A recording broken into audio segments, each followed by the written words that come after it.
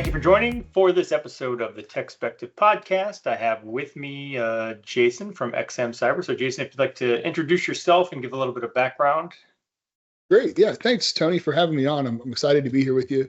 I'm the resident CISO for XM Cyber. Before I joined XM Cyber, I was a CISO for several organizations. Most recently, Rent-A-Center. Before that, I was the CISO for Signet Jewelers, Fossil Watches, Cerner Healthcare, and I was the global head of infrastructure security for Citibank for a number of years as well. I'm very passionate about information security, about 28 years experience at this point. It's all I've ever done. And I'm excited to be a part of XM Cyber now and improving on some fundamental capabilities that I've always felt were lacking. So I want to talk more about that with you today. Okay. It's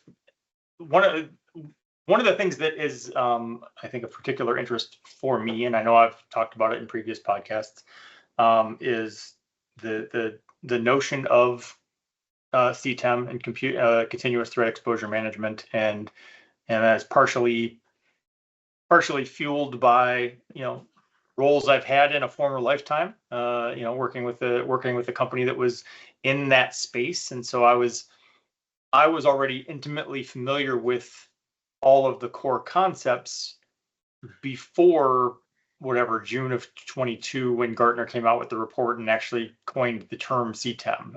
And I think you and XM Cyber were in a similar boat of you're already doing those things, and then Gartner came along and said, "Hey, what if we call it CTEM?"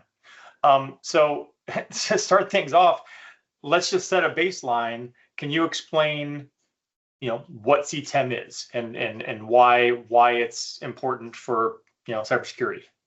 Yeah, absolutely.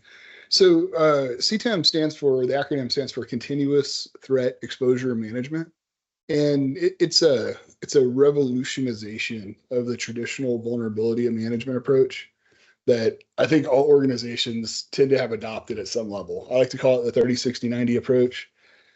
No one knows where 30-60-90 came from, but it does come from a time where vulnerabilities were easy to find. We had basically vulnerabilities meant you had a software patch that was missing to fix some sort of defect or bug in the code, or you had a configuration issue that was wonky. And those were the things you looked at, and that was it. And we've come to see today the environments are far more complicated, right? We have constantly changing things. We have people chaining attack types together and far more types of exposures. And so there's a need to do it better. There's a need to understand that interconnect. You can't just look at patches that are missing. You have to look at other elements of exposure, such as what systems are connected to that systems, what credentials in a user context or a cloud context are available on that system, and group memberships and system capabilities, user activity, load changes in load monitoring. All these things are factors in assessing the exposure, and it has to be done on a continuous basis. And so, you've got this broader categorization of exposures and the constantly changing environment that have made most of us look at the traditional approach of scanning once a week or whatever and looking at CVSS scores to prioritize just how much or just how fast you need to patch something as an antiquated model that just isn't giving us what we always wanted to get out of it. And so CTEM was born to kind of revolutionize that, as I said, and make it relevant today to kind of match the pace of the way environments change today. Okay. Well, I think that's a good explanation, and I think that I would add sort of that I feel like there was already this evolution from castle and moat perimeter defense to detection and response, and then on to where more of the exposure management and more of a exposure management / cyber resilience perspective, which in my opinion, encompasses both of the other things. Like, you still want to do your perimeter defense to block what you can, and you still want to detect and respond as quickly as possible for the inevitable things that slip through. But neither of those things by themselves is the answer. Like, you still need you need the continuous threat exposure management piece and cyber resilience to basically kind of tie it all together. And one of the things you just mentioned, I think, is really relevant, which is once upon a time, and I'm going to date myself some, but when I was doing managed antivirus in 2005 or whatever, there was a much clearer delineation of inside versus outside. There was a much clearer delineation of I'm looking for this malicious code. This is the attack. It's this executable.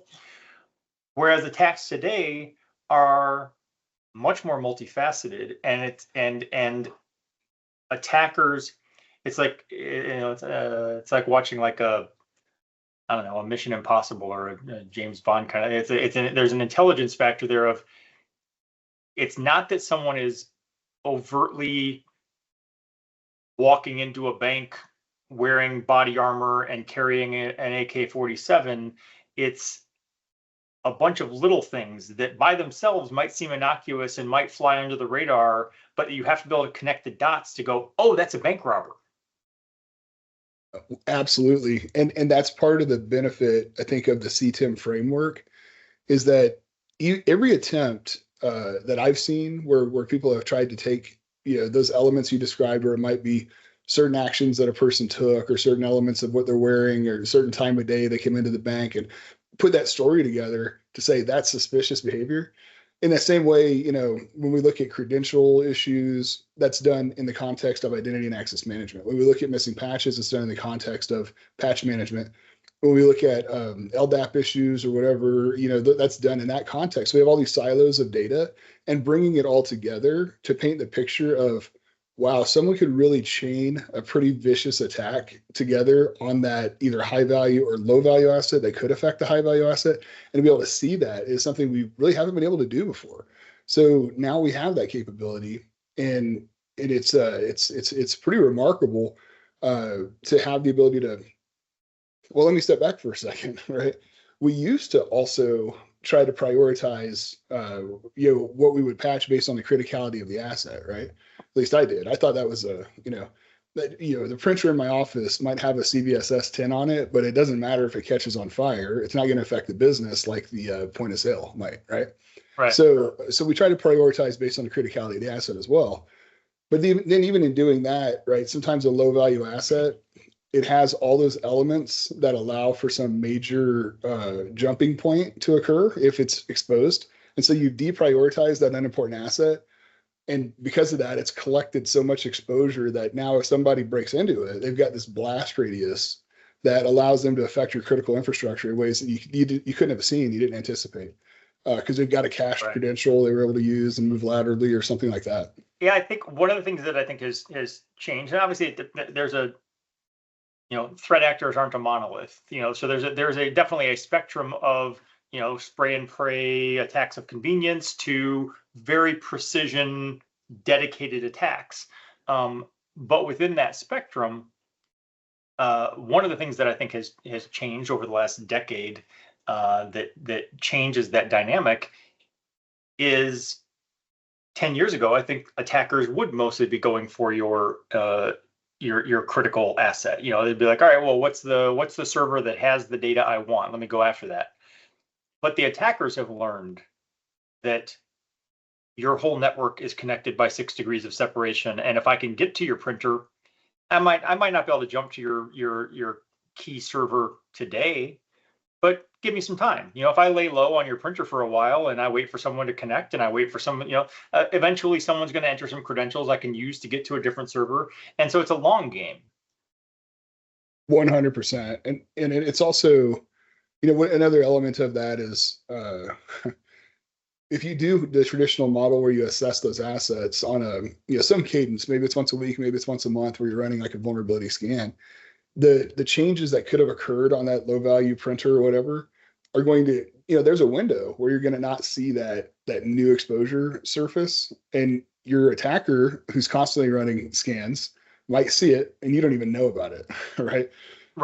And so you're playing whack-a-mole going after the vulnerabilities you know about, but you can't even play whack-a-mole on the ones you don't know about, right? You can't fix issues you don't know about.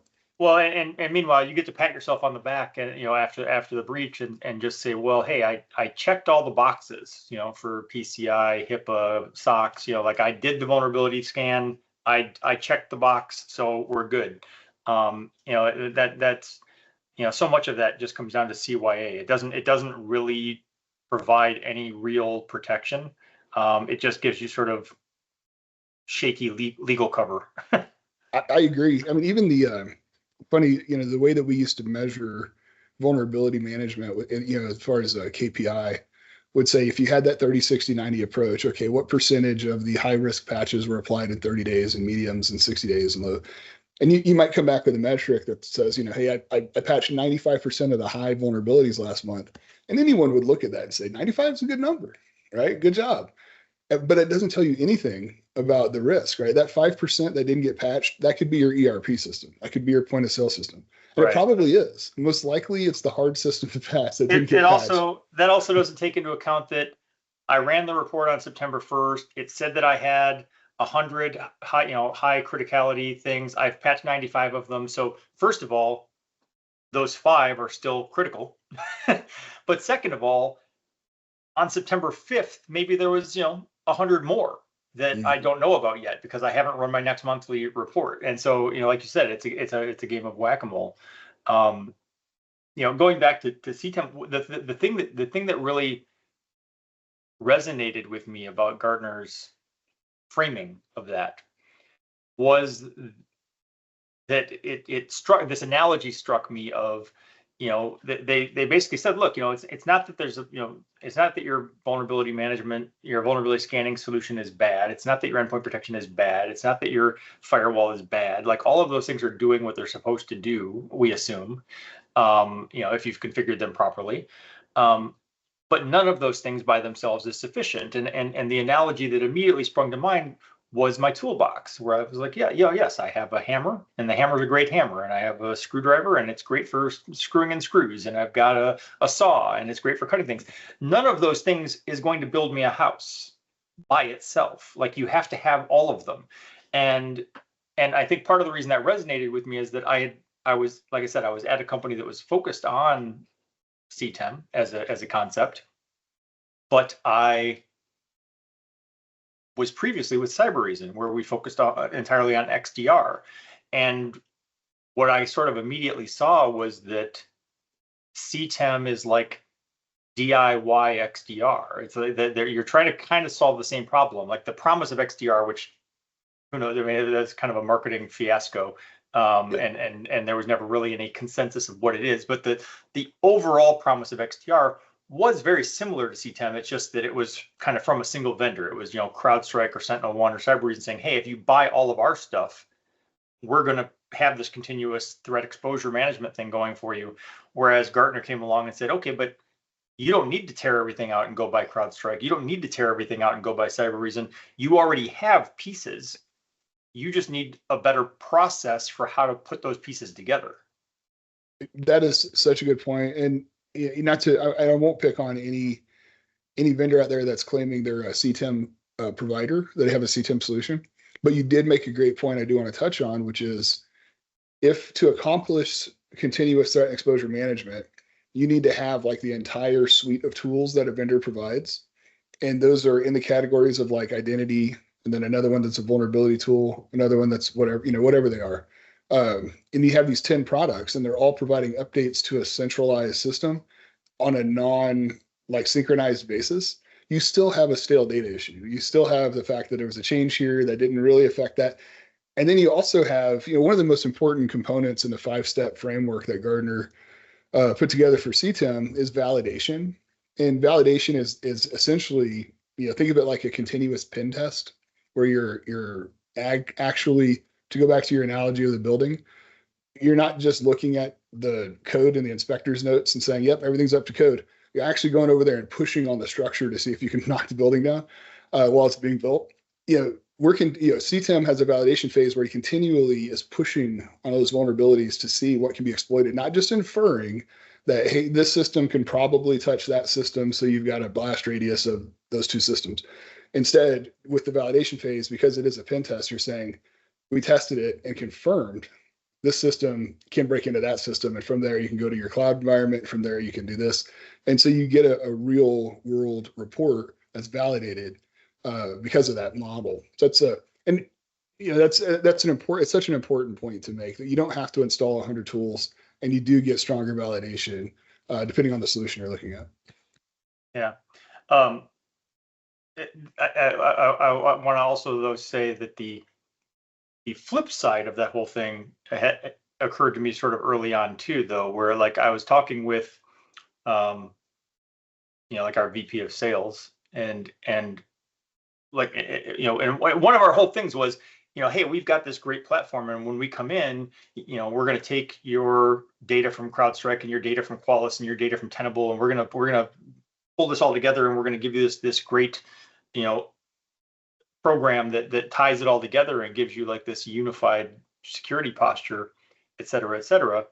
And so one of the selling points of this was, well, I don't need you to rip and replace anything, or and this isn't a huge lift. Like you already have the pieces. We're just going to connect the dots. And I would say, okay, but what if they don't have the pieces? Like there has to be a baseline of, you must have at least these products. You must have before as XM Cyber, before you can go into a customer and say, yes, if you buy what we're selling you, and if you work with us, we're going to give you this comprehensive, continuous threat exposure management solution. It's like, well, no, it depends in part on what do you already have in place, and I can't just magically make you secure if you don't have if you just give me your empty toolbox. Right. I can't build you a house if there's no hammer in there. Well, with XM Cyber, we do actually do that, right? We do have an agent, and we use that agent to collect all of that contextual data. So we don't depend on the existence of a CrowdStrike or SentinelOne or different logging infrastructure. We don't need that. We have our own agent. It collects in a very passive way. It doesn't hook the kernel, anything like that. It's very passive. But it collects all of that exposure data, and it sends metadata into what's called a digital twin, right? And in that digital twin, we've now mapped your environment using all that metadata. It's not the actual data, it's metadata.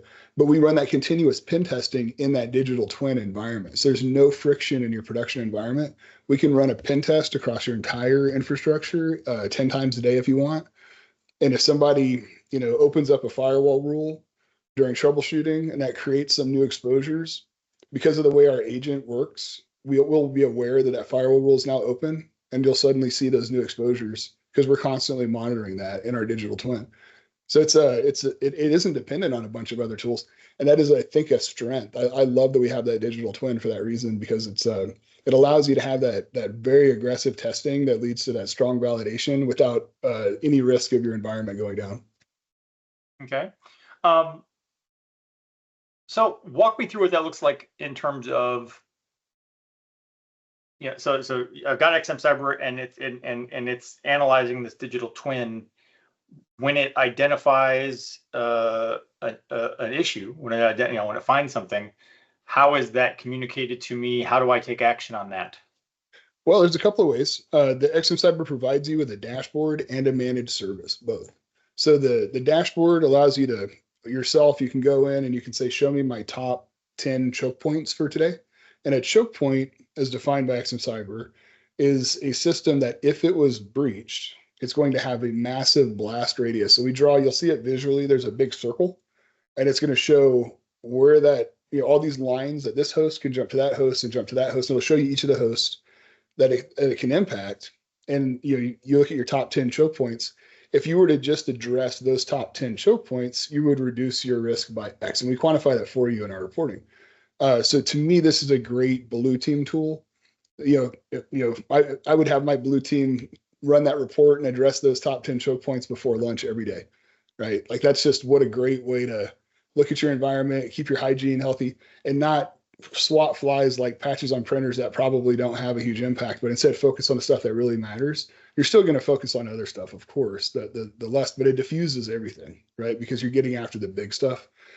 So we have a managed service as well that will run those reports for you and send those reports to you and have conversations with you about how to mitigate those risks and so on as well. So we make it as easy as possible to get value out of the tool.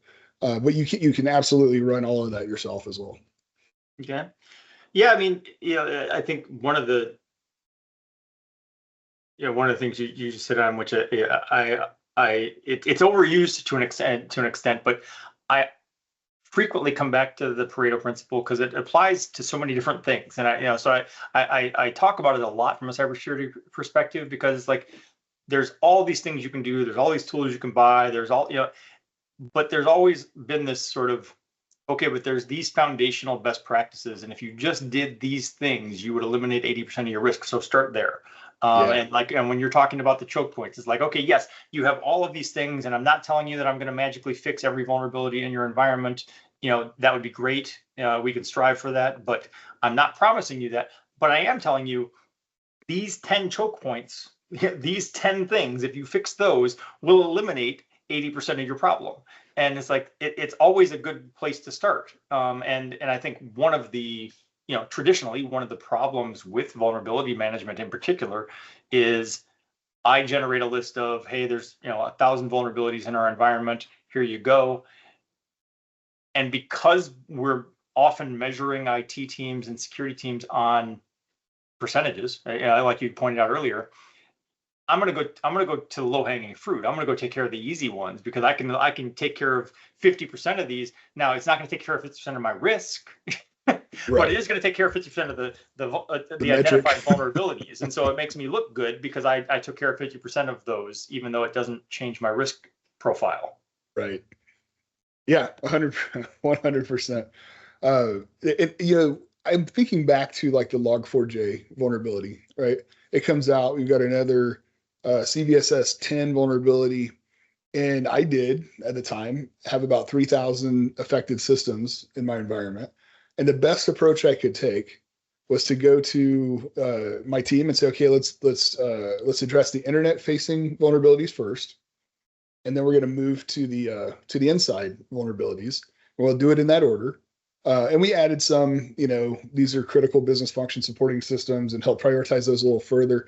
But there's not a lot of that data there to help prioritize. So most people take that internet facing first, then do the inside, in my experience. And it's just not enough. If you run that same scenario through a CTEM capability like XM Cyber provides, and we've done this, we've done this quite a few times in environments, you can look at something like that 3,000 exposures and say, well, actually, if you just fix these 50 servers, right, you can get to all the other 2,950 of those vulnerabilities. You can get to those later. They're diffused. You diffuse them because know if they're exploited. I feel like everyone who would listen to this podcast already knows this, but in case there's someone out there who hasn't seen the way graph analysis lays things out, it is kind of a beautiful thing to be able to, instead of me just giving you a list of vulnerabilities and saying, okay, here you go, to be able to say, okay, yes, but this one leads to these, leads to these, leads to these, and be able to see like where that choke point is and say, okay, yes, I've got 100 vulnerabilities over here, but this is the path through here. And if I just take care of this one, nobody can get to these 99. Right. Oh, it's, I over so many years of experience have come to CIOs and said, hey, we've got another pants on fire CVSS 10. I need you to drop everything and start patching like crazy. And it's exhausting, right? It's exhausting for the CISO and the CIO every time they go through that, fire drill. And when you can take that graph and provide some intelligence behind it and say, hey, I've got a new way where I can respect your time better. And I can show you visually that what you're doing is reducing the risk more than anything else you could possibly do today. You get buy-in, right? You get buy-in from the team, and you don't have that fatigue. It fights the fatigue, right? So it's a huge way to get some gains from your peers there as well. And I was gonna say on the back end, like it doesn't, like, yes, you still want to deal with all of those vulnerabilities. Like, use Log4j. It's like, yes, if the vulnerability exists somewhere in your environment, yes, you want to deal with it, but having that visibility, that intelligence of, okay, but here's the choke points, allows you to change it from an all hands on deck, vacation is canceled fire drill to a manageable situation, to we're going to fix these 10 things. Everyone go enjoy your weekends. When we come back on Monday, we'll start dealing with the rest of this stuff. Exactly. Yep. You said it 100%. You're respecting people's time and you're making meaningful, you're using your scarce resources, right, to address the things that matter most. And all of us want to do that. right? Even CVSS tried to add the environmental score to the model to allow you to do that, but it never really was effective, right? Because we couldn't keep up with environmental scores. And because of all those other vulnerability types that are chained to vulnerabilities, creating a greater exposure score, it doesn't really work. It's impractical, right? So with what we're doing with CTEM, I think I know we are giving you the ability to see the actual exposure and the aggregate risk score that asset has and prioritize them in the most effective way possible. Yeah. Quick, this is kind of a side note from what we're talking about now, but one of the other things that always strikes me about when you talk about percentages, when I fix 85% of this, 90% of that, or whatever, is the percentages relative. It's like I look at that all the time when I'm looking at like growth and earnings or whatever. If I say, well, my revenue is up 300%, it's like, well, okay, but if I only made $5 last year, yeah, it's $30 not now. saying much, so you need the context behind the percentage of what we're talking about, because one person saying they fixed 95% of vulnerabilities might have been 5 vulnerabilities, and the other person it might be 1,005. Absolutely. Yeah. I think with what's nice about a model like CTEM is that you get away from those tortured models of metrics that, to your point, that you really have to look behind those numbers a lot. But you get to some real risk metrics, right? Mean time to repair a choke point, right?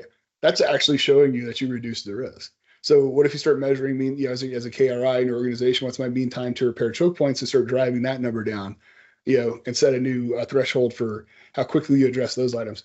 Those are real risk metrics. And I think I'm excited about the opportunity to put those in front of your risk committees and so on, and run those victory laps as people take those steps. Yeah. And like we hit on at the very beginning, it's like I don't want to downplay, especially if we are talking about thousands of vulnerabilities. Like, I don't want to downplay the effort involved on the part of the security team to take care of 99% of those. And that is an impressive number, but it really does come down to, okay, but what's left in that 1%? And is the 1% the one that the threat actor is going to exploit? Because if they do, then no one really cares that you dealt with these other 99%. Right. Well, and we know that is what they're going to exploit, right? Attackers look for the easiest thing, and that's the one they go after, and they'll find that 1%. Yeah. Well, okay, so cybersecurity threats are constantly evolving, and nothing is slowing down for just because we have CTEM. And I think one of the sort of nice things or whatever about the concept of CTEM as outlined by Gardner is that it's not a prescribed, like, you have to have these pieces, they have to work in this way. It was really more of a philosophy. So it leaves room to evolve, to say, hey, as new tools come out, maybe those new tools need to be part of your CTEM experience. So as you kind of like watch the cybersecurity landscape evolve, where do you see the future of like CTEM going, and what's XM Cyber's role in helping customers stay ahead of those threats? I think where we're gonna see CTEM grow. Well, okay, the framework is great. Like you said, it gives us a common ground to talk about what CTEM is, right? So we've got this framework. Gardner did a great job putting that together. Now we've got capabilities in various CTEM implementations and how those are going to grow. I know, for example, XM Cyber has put artificial intelligence into, like, you'll have an LLM in your XM Cyber implementation that allows you to go into the interface and say, hey, show me the top 20 systems affected by this vulnerability. You can just type it in free-form language, and you're going to get a chatbot response that's unique to your environment. And so you've got the ability, you don't really have to learn the tool. You can just use the chatbot and get all this diagnostic data about your environment. So I think the ease of use and the ability to get to that data faster, especially as larger, more complicated environments, I think those capabilities are what's going to set different CTEM implementations apart from others. Even though they both could fairly be called CTEM, they're not all built equally, right? So I think we've got to carefully evaluate, all the different CTEM capabilities, including, there's nothing wrong with building your own. I know some people who are trying to build their own. I think it's hard to build, when you look at something like what I just described, where you build an LLM specifically around your CTEM, building those things yourself can get quite, difficult, right? Especially when they're out there for purchase. But certainly, the nice thing about the framework is it does allow a lot of different approaches to achieve the same, or to at least to meet the minimum standards of what CTEM has. Right. Well, and it was funny when it first came out to see how many vendors like paid whatever tens of thousands of dollars to Gartner for the reprint rights, and then immediately threw that up as marketing collateral and stamped CTEM on their products that were different aspects. Like, it's like if you actually read the thing you do, you'd be like, well, no, Gartner specifically says the thing that you sell is one piece of a CTEM cycle or whatever. It's like you're not selling CTEM, you're selling. It's like being Firestone and saying that you're selling a car. Like, well, no, you're selling a tire. Yeah, absolutely. You're not selling the whole car. But that happens with everything. There's always a barrage of the marketing gets out ahead of the product, and everyone all of a sudden is a CTEM, just like everyone was an XDR. I mean, I think that was part of the kind of the downfall of XDR is every vendor out there called whatever they were doing an XDR. So if I'm a customer who doesn't know cybersecurity backwards and forwards, and I just look at the market, and like if I was to like go to RSA and walk the floor and talk to people and be like, okay, well, how am I supposed to figure out what to buy if everyone says they're an XDR? And now we're in that same boat, kind of, to some extent with CTEM. There is some confusion out there with vendors who claim to be more than what they are, and Gartner emphasized that it's not a product, and I actually disagree somewhat, because I think if I look at like what XM Cyber is doing, if I look at what the company that I was at previously was doing, I'd be like, well, if there was a product, like if I did take this and say, okay, but what if it was a product?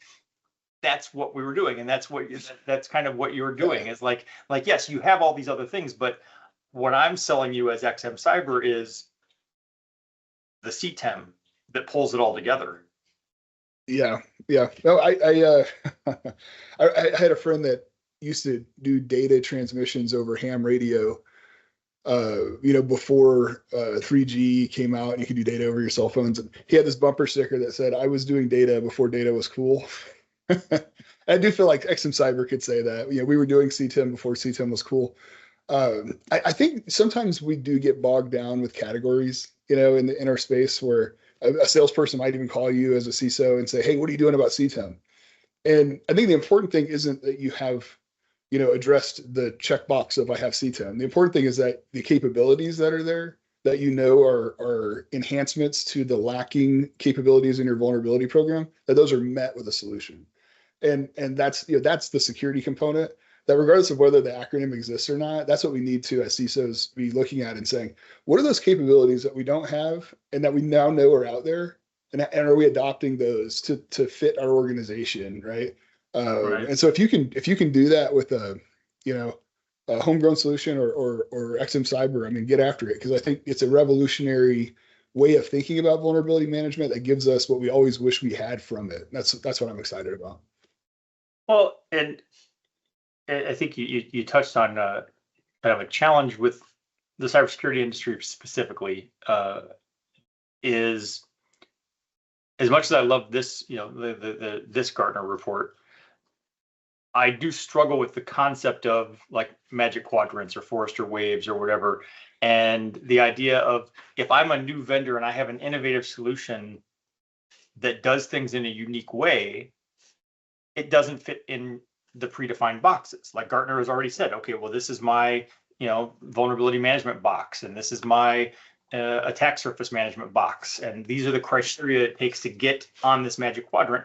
And so you come along and you do something different, and it doesn't fit those boxes. And I at one point I was doing some work with Webroot when they totally changed the way they were doing antivirus, and I did some stuff with Silence, and those companies struggled because the things that they were trying to compete against, they didn't check the right boxes from Gartner's perspective, because and Gartner, I'm picking on Gartner, but Gartner wasn't flexible enough, to just say, okay, we recognize that you're actually solving the same problem, and it's actually solving the problem better. Yeah. But you don't check the right boxes, so we're putting you down here in this lower left quadrant. I think I've been on the same side of the table on that issue, and it can be very frustrating, especially if you're a vendor who's left off a quadrant because of something that you philosophically think you do better in a different way, or something like that. I think I do have to give credit to Gardner, and I think you'd agree with this. They mostly get it right.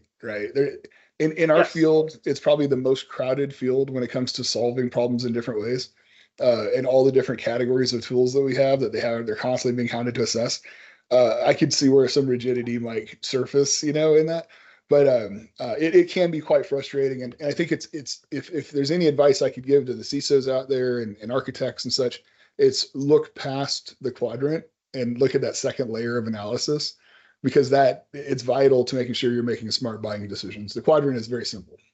Well, and so there's the issue from the analyst side. So there's the issue from, okay, well, I'm not checking the right boxes for the analyst firms.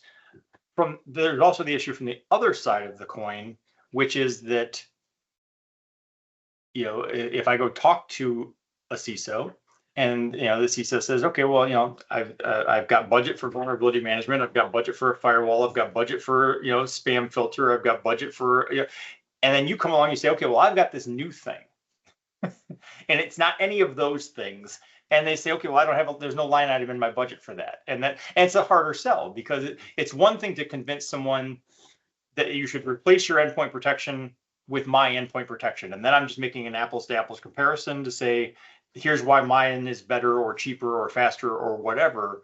But if I come in and I say, I have something else that's totally unique, that does things differently, and it's a whole different conversation. Well, it is, but there was a time before EDR where people just had antivirus, and then EDR came on the scene, and now everybody has EDR. No one just runs antivirus anymore. And I think that's a great analogy to if you're still doing traditional vulnerability management, it's like running basic antivirus instead of an advanced EDR solution. And everyone will get there. I have faith in that, because you have to, right? Traditional vulnerability management just doesn't cut it anymore. You don't have visibility to half of your problems with that approach, right? And certainly it's not continuous or dynamic. So everyone's going to get there. Even though you're right, when you do talk about introducing a new capability, they're like, well, I didn't get a new line item in my budget, especially if there's discretionary budget cuts, which is a trend we've seen like in the last 5 years. Everybody's getting their discretionary spend cut out of their budget. So if it's not specifically in there, right, I would highly encourage folks to take, like right now, look at CTEM. If it makes sense to put it in your 2025 budget, and hint, it does, take a look and make that case. And certainly you can reach out to me if you want help making that case. I'd be happy to talk to you about it. But it's something you should be considering for your budget in 2025 for sure. Yeah, no, I think, and you make a good point with EDR. It's not to say that something doesn't. I mean, there are always new things coming along, and eventually those things do get their own magic quadrants, and eventually those things do get their own line items. It's just it's a struggle initially, and what ends up happening for that company or whatever is, like, you have this startup and they have an innovative solution that doesn't fit in those boxes, but every time you talk to an analyst and every time you talk to a customer, the first question is, which box do you fit in? And that's all. That's where the conversation starts. Is, like, well, who am I comparing you against? Yes. And it is a struggle, and I think sometimes it results in. And actually, I at the company that I was at, we went through this. It results in doing things that are outside of your actual product vision to make it fit into a box. where you're like, okay, this isn't really what we do. This is like, we don't even want to be doing this. Yeah. But we're going to add this feature just so we can be in this box. I know a couple examples, I won't say, but I know a couple of vendors who have done that, and it cost them a fortune. But they had to get into those boxes. I was talking to a new customer of ours recently who just started as a CISO at a large organization, and they're using XM Cyber to assess their environment because they're new and they're trying to build their 12-month roadmap, and they want to understand the actual problems that are in the environment, not just what people think the problems are. And so they're using XM Cyber to help set that direction. And I think that's brilliant. What a good idea for a new CISO coming in. I have another friend of mine at a company that deployed XM Cyber, and in his, he's been there for many years, and he had an idea that they had an identity problem that was probably like a next year thing they were going to have to address, but this year they needed to get their arms around vulnerability management better. He did a proof of concept with XM Cyber and realized that the identity issues were actually the most problematic. And so they changed direction on where their priorities were in their 12-month roadmap to say, we're going to really focus on these aged credentials that we have out there and caching credential issues, because that's where the biggest exposures are. It's not in the patches for us, right? So for them, there was a change in direction, and it again, you can't fix problems you don't know about. And there's very few tools out there that can give you a comprehensive view the way we can. And whether you've been there for a long time or you're a new CISO, I think they're both good examples of how you could benefit from at least giving it a proof of concept, right? See how you like it. Okay. Well, so how do you see this, kind of playing out in, say, the next, year, 2 years? I think, you've hit on a lot of this. You're like, we've talked about CTEM and the fact that it's not a prescription. We can add new tools as needed.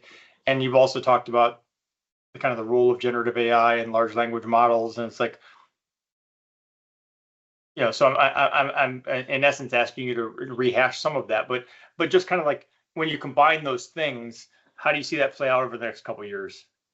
We're one of the last and fifth step of CTEM is mobilization, and that's the part where you notify the people who need to do the fixes, and you give them some direction on how to do the fix in the best way.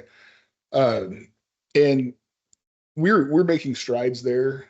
We're going to be making an announcement soon that I can't go into today, but we're making some large, major strides around data enrichment and helping other tools in the environment when it comes to mobilization to help them do that better.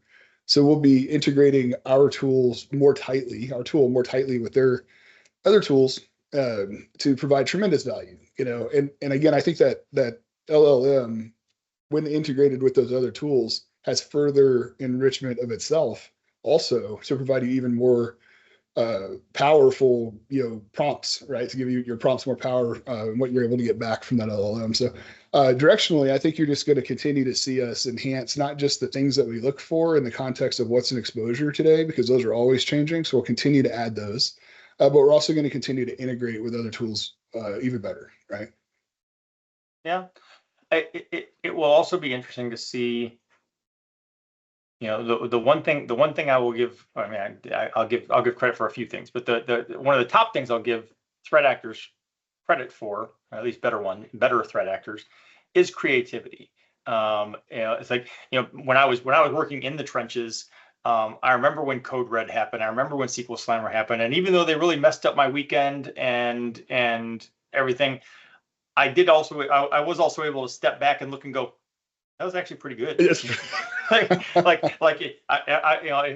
only they would use their powers for good instead of evil.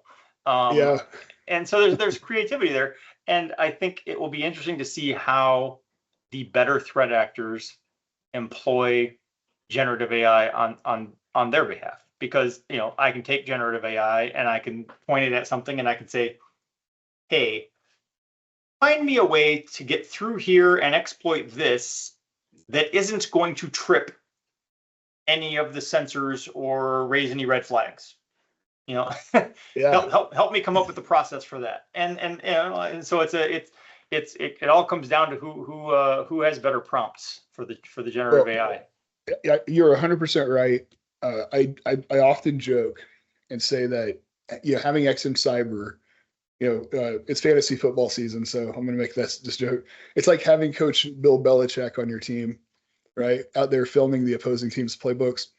Right. So I think the example you just gave, where someone might use a chat bot to say, "Show me the best path inside this environment without tripping any alarms." Well, that's what XM Cyber does. That's what those attack graphs show you. They show you all the best paths into your environment. So you have the opposing team's playbooks, so you can start addressing those offensive plays immediately. Right? You got a leg up on the attacker, and if you can operationalize that, those AI systems are going to have a hard time, creating unique attack paths, right? Because you've tightened up everything. You're able to get in front of that. We at XM Cyber, we update our TTPs. Every couple of weeks, you might get not on the agents themselves, but in our attack system that simulates the attacks. So we're constantly adding. It could be a dozen, it could be 100 new attack techniques that we're seeing out there. We've got a team that's dedicated to just looking at how these attacks are happening. And so we're always getting smarter and always applying the latest capabilities to everyone's environments. So you can really stay ahead of that as much as possible. Okay. All right. Well, I think I don't have any other questions. I think it was a great conversation. I will open the floor to you to see if you have any parting thoughts. I would just invite folks to take a look. I think a proof of concept is worth it for anybody. I think everyone I've worked with that's done a proof of concept is always surprised with the results. Always, right? Because they've never had a tool show them their problems quite like we can. So I'd encourage you to reach out. I'd love to continue the conversation with anyone. And Tony, it's been a pleasure meeting with you and talking with you about CTEM and going over your experience. You clearly understand the capability quite well, and I appreciate that. So nice meeting you. All right. Thank you. Take care. Take care. I appreciate you investing your time to listen to the podcast, but I also invite you to engage on social media. Please go like our Facebook page and follow at TechSpective on Twitter and Instagram. You can feel free to let me know what you like, let me know what you don't like, let me know if you love it, let me know if it sucks, and let me know what products you'd like to see reviewed or what questions you'd like to see answered in future posts.